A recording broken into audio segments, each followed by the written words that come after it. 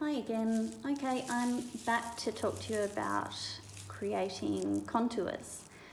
So, I would like for you to consider if I were to do a full circuit where I placed the core directly on top of the previous coil, you can start to imagine that that would grow the basket directly up, so we'd have very straight walls. So any sort of increment between there and there is going to set the trajectory that we want. So if we want a really gentle sort of curve, just ease up the last few stitches, and I want you to use your left hand to sort of set the angle.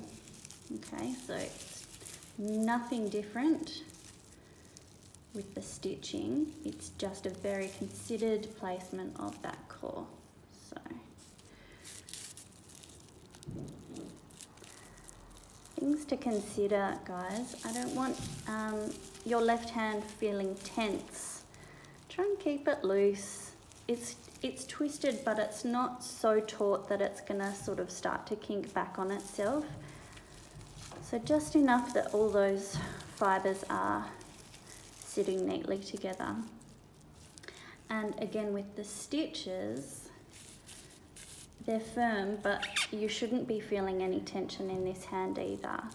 So try and be mindful of that. If you're really starting to feel muscles that you haven't felt before in your hands, just go, all right, I'm going to be very careful not to overdo it this time.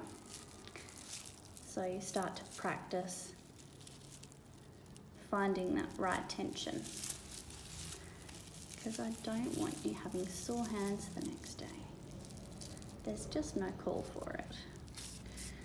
All right, so as I'm working, I'm just slipping that needle along.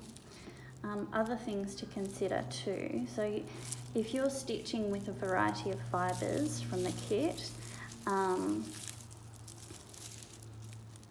it's worth mentioning that raffia doesn't really enjoy being knotted to say something soft like cotton or wool. So when you are adding a soft fibre to a fibre with a lot of personality like raffia,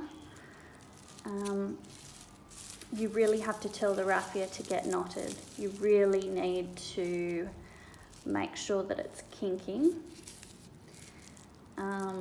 So be firm with it, you're the boss.